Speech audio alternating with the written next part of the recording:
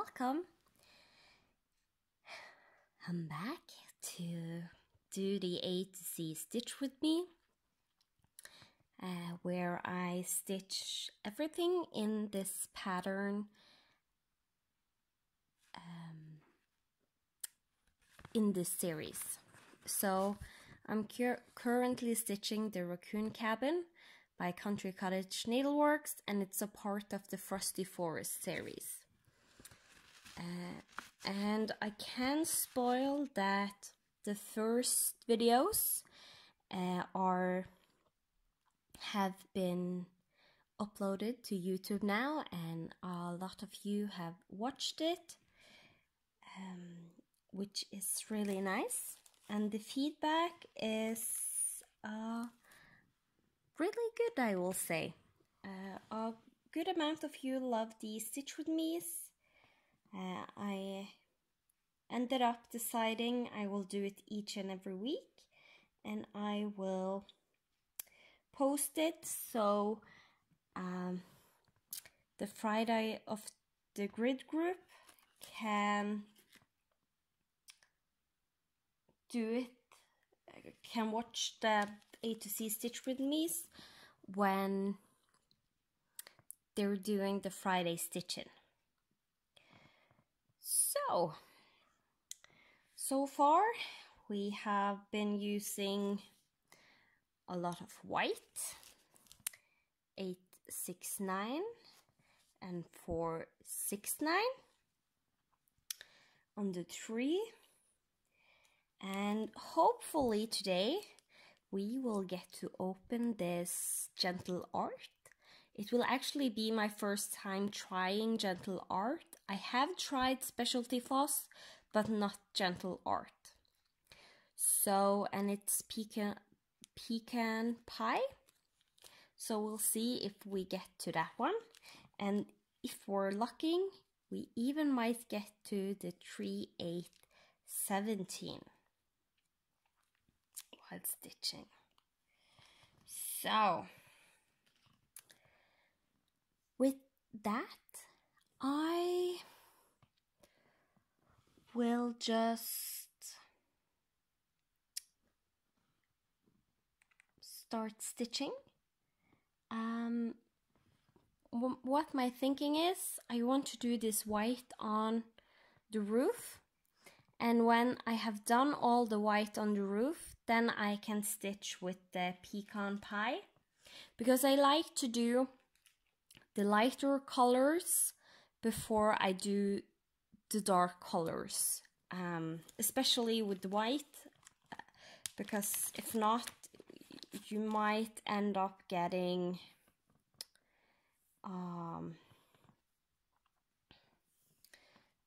the white picking up color from the other colors when stitching.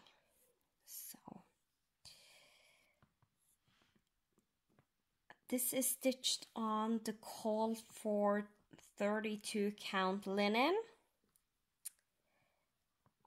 It's a Belfast linen. I think it's called, was it Pearl Gray? I really struggle to remember this now. It's been a while since last time. Yes, Pearl Gray linen. It's a Belfast. It's really soft and nice to work with. And I'm doing a 2/2. That means I am able to start with the loop method, which is one of my preferred methods of stitching.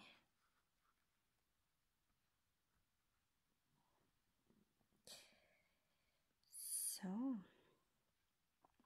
let's get going and stitch some more white. But it all will be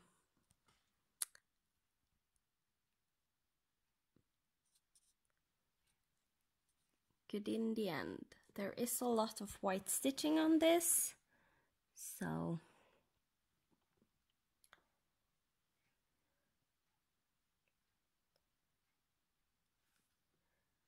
we have to do a lot of white stitching. That doesn't bother me, but I know a lot of other people are bothered by stitching white. Here actually is a part of the fabric that suddenly came through when I did stitch. Probably have been laying on the back or something.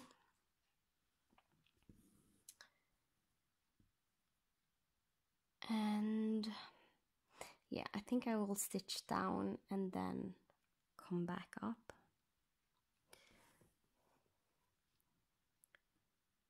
So I have been asked questions if I can do a tag while I do this stitch with me's, and I will. Just not when I know I have parts where I really need to concentrate a whole lot.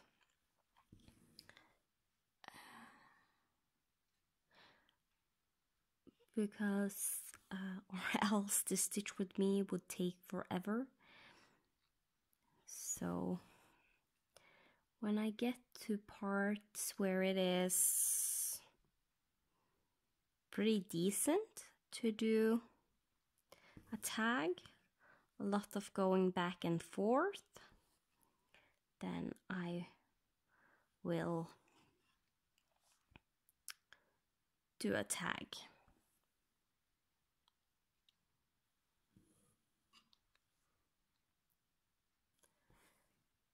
So, and in the meantime, if I don't have anything special to talk about or anything like that, then I will just make this go a little bit faster and put on some music for you. So, it's been a while since I last talked to you. We have now entered 2019. Christmas was great. I celebrated with my family this year, which I actually have never done because my parents doesn't celebrate Christmas. So, but this year my brother asked if I would celebrate Christmas with him and his family, and we said yes. So I have actually celebrated Christmas for the first time in my life with my brother. And that was really, really a whole lot of fun. It was amazing.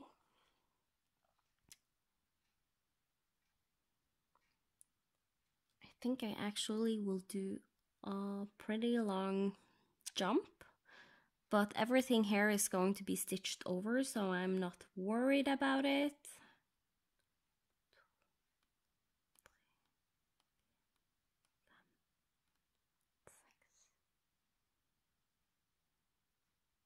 Nope, one too much, I think. So let's see again. 1, 2, 3, 4, 5. It's going to line up with the top of the tree, and that is correct.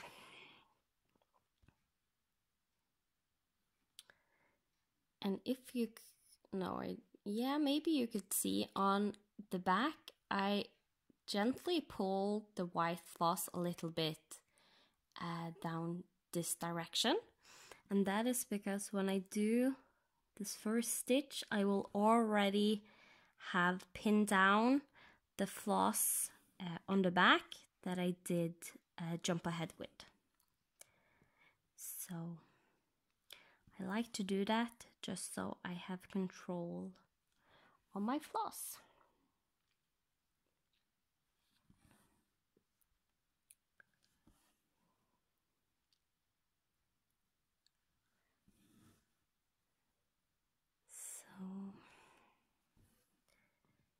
And I really have to say I have missed this project. It's been almost a month since last time I stitched on it, and I have missed it a whole lot. So it's nice to be back stitching on this. I have been stitching other project, just not this one.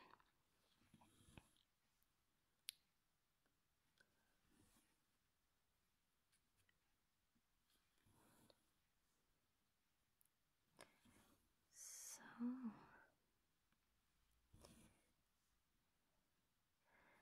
and now I'm going to stitch this row, and the next row under there's only 3 stitches, and when I am done with that I will secure the floss, most likely with a pin stitch, and then go up and do the white here on the house, because now I did this, I jumped down and I'm doing this, and I will go up and do that.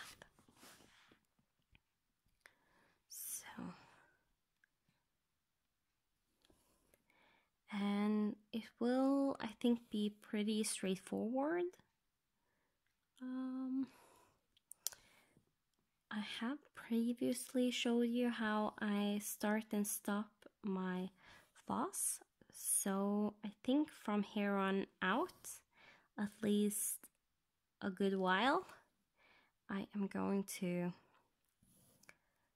just sit and stitch and let you guys listen to some music.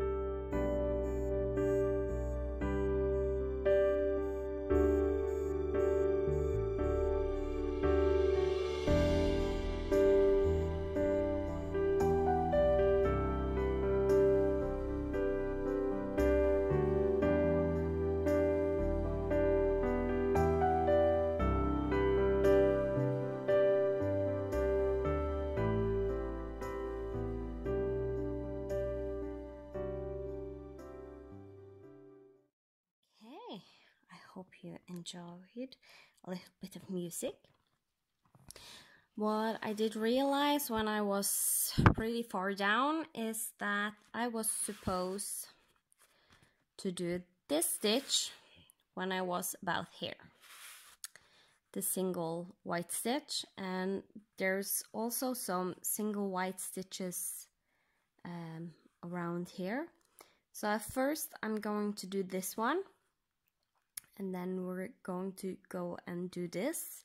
Most likely continue over doing these other ones, but what I will show you is the fact that you can, if you have a stitch in the middle of nowhere, this isn't totally in the middle of nowhere, it's not so far from here, but if it was and you didn't want to carry, you can actually pin stitch, stitch the stitch and pin stitch again on the same spot, so you don't have to carry floss. And that is what I'm going to show you. So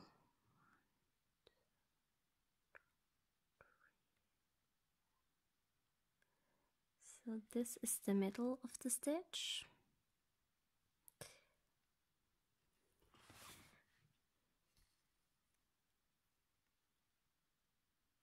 And yes, I suddenly stitch two-handed when I'm doing the pin stitch. What did happen there? It looks like I got a knot. Yeah. Okay. I will have to... Come on.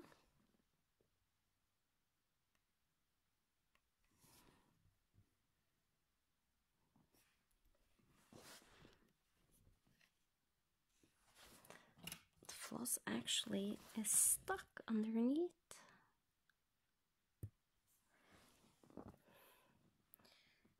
So that's... Okay. Let's try again. I think I got a knot exactly as I was trying to do the pin stitch, and yeah, so, but I managed to get it loose or cut it loose. So 1, 2, 3, and 2, 3, 4, 5. Okay, let's try again.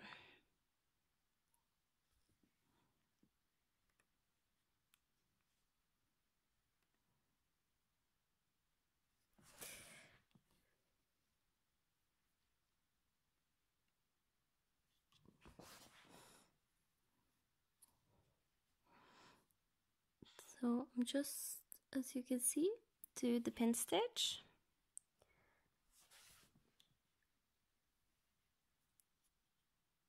From side to side.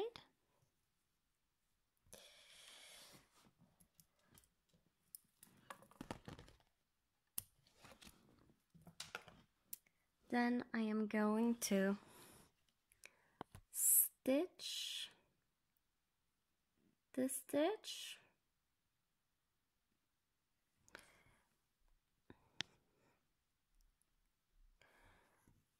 like this, and then I am going to do the pin stitch from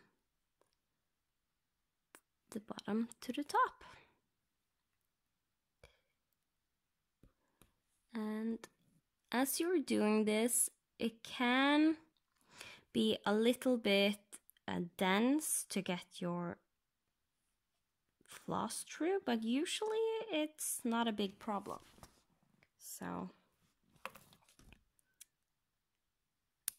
like that. So that's how you can do a stitch in the middle of nowhere, just one stitch, doing the pin stitch to start and secure the floss. And this will not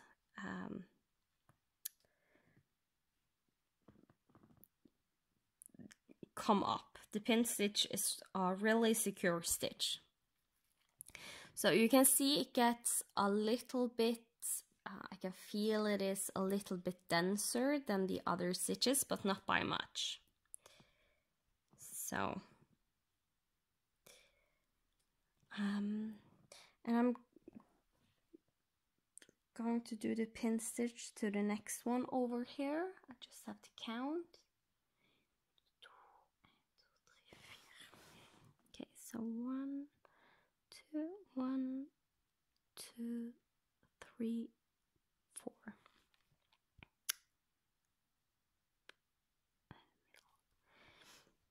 And when I count to find where I'm going to start the pin stitch, this one I had to count up. And when I have counted up, I will always start counting from where I ended counting up. So I continue counting this stitch, then the next one, then the next one. And here is my leg supposed to start. So what I'm doing, I will either go one to the side and one up, just one thread, or one up and one to the side. And that's how I know I'm in the middle of that stitch. So I don't suddenly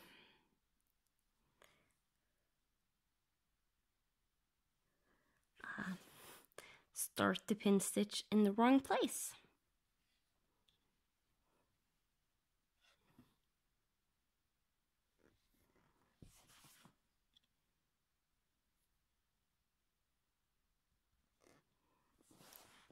And with this white on this very light gray, it actually is pretty hard to see the pin stitch.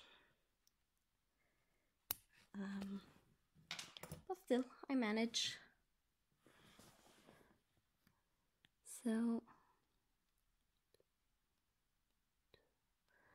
and if you're wondering why I'm counting again, it's because I'm double, triple, quadruple checking that I'm in the right spot. Because sometimes it's hard to count even to just 3. Even harder if I'm going over 10. So,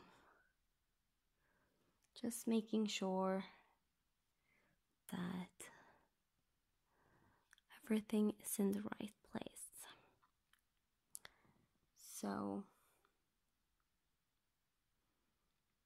and I actually think I'm going to use the rest of the floss that I have and just do some of these stitches and see how far I'm getting.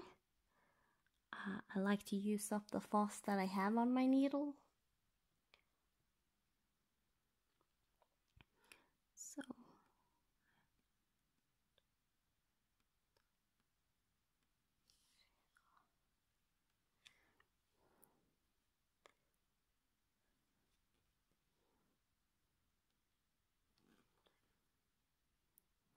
this is going to be a star-like pattern of snow.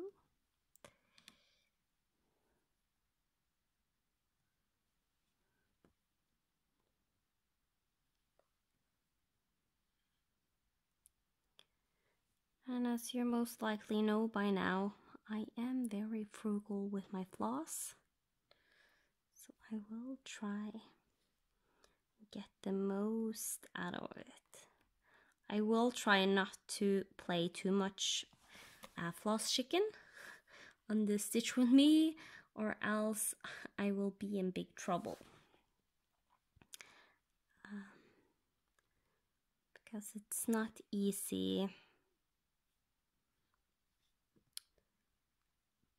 to play thread chicken properly when it's basically hard for me to turn over. And it is since I have my camera in the way of actually being able to turn.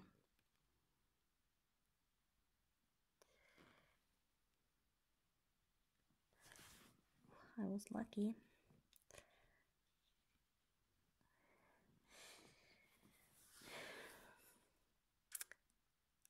the camera is in the way of me being able to turn over my stitching, basically.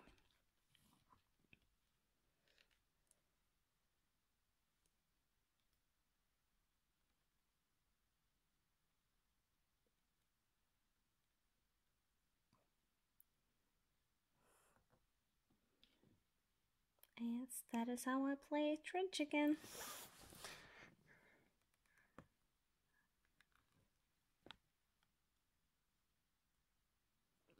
As long as I get all the floss up, it's not that bad.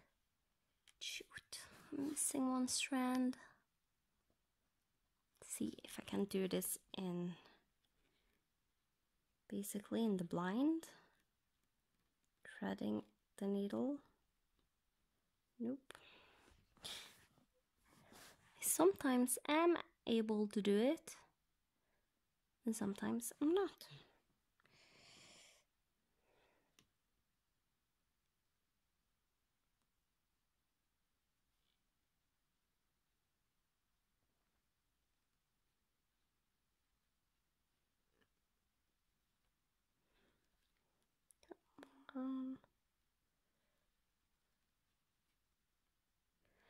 Now, I really don't want to turn over because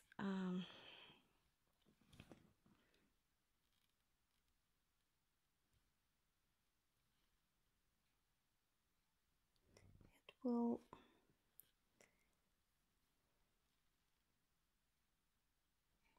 make this whole setup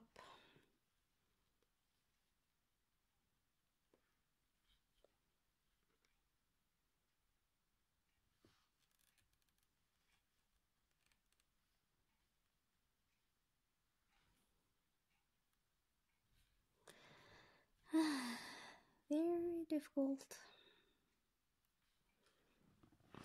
Okay, one last try. My biggest problem is when the eye is on the back and I don't have totally control over the needle because I can't see it. Then the eye will sometimes twist underneath when I try to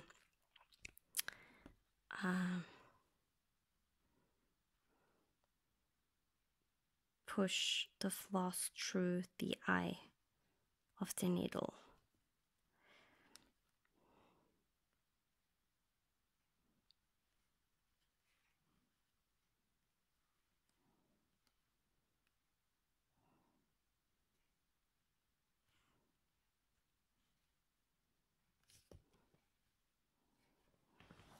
Okay, that doesn't work. I will have to try. I got myself a new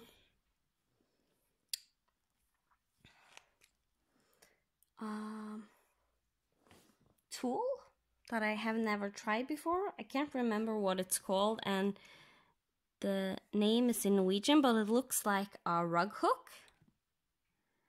So I'm supposed to go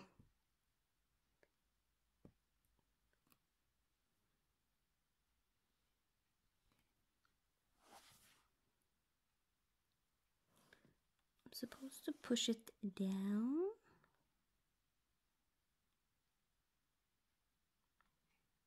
Somehow. Maybe I'm supposed to have this end going this way. So I'm going down and laying the floss over.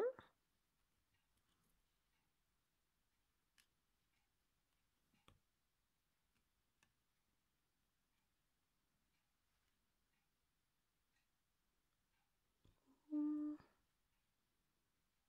to try again. It's difficult when the hook wants to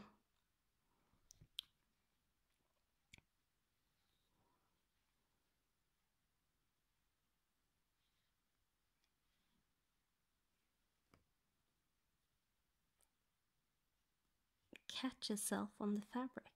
Ooh, there it was. Well, this is going to be my new best friend, especially when playing thread chicken.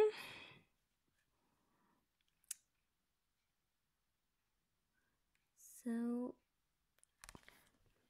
when I'm playing thread chicken, I always take the needle down where it's supposed to be, holding it underneath the fabric, and then I make a little loop on the floss, push it through, wiggle it, and pull. And there.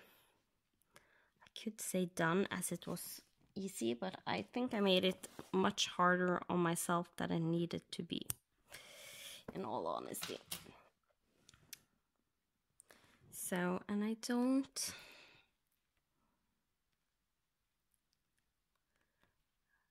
just pulling a little bit on the eggs because it's pulling on my fabric. Just make the fabric go back to normal. Like that. All right.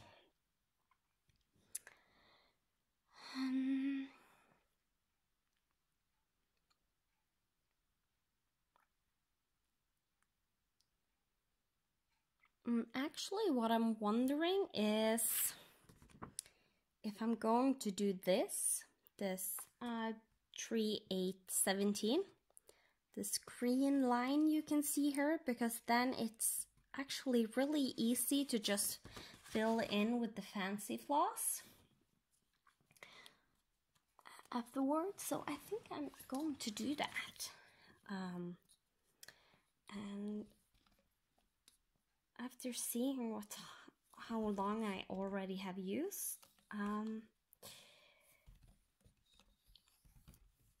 am going to have to do the fancy floss next time or the time after that. We'll see, because I don't think I will get much of this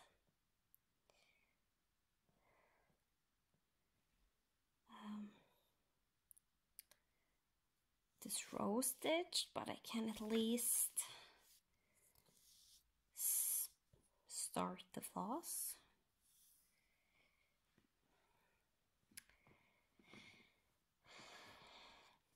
And as I have showed you before, I use just a regular ruler. In Norway, we count centimeters and not inches. We use the metric system, and I basically just wrap my floss around the ruler and cut it so I get exact lengths. And that is mostly because I have blended floss projects, a project where I use blended floss, and then it's really, since I'm using a master set, it is really nice to have lengths of floss that is exactly the same length, basically.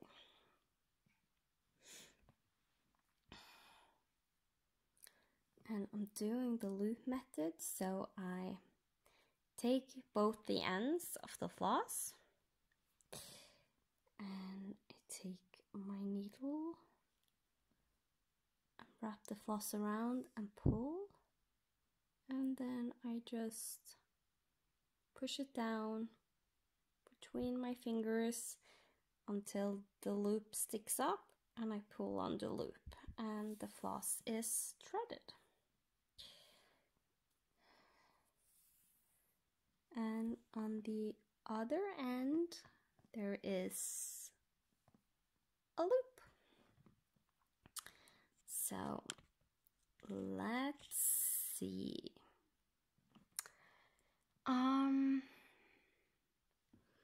If I count from this branch right here, 1, 2, 3, 4, this is where I'm going to start.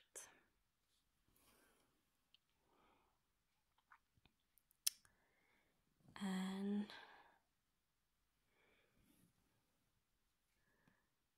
when I start a half stitch, I always start like this. Got a knot on the floss where I do the first leg and then I come up and park the thread or the floss.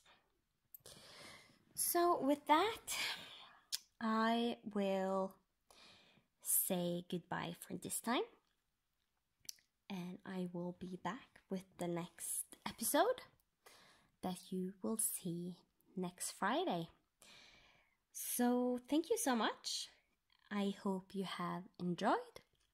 I am really enjoying this, and I hope you are also enjoying this. So with that, I will say thank you so much for watching. Thank you so much for commenting, liking, and subscribing. It really makes me want to continue making these videos and my other floss tube videos I am doing. So, goodbye, and I will see you in about a week.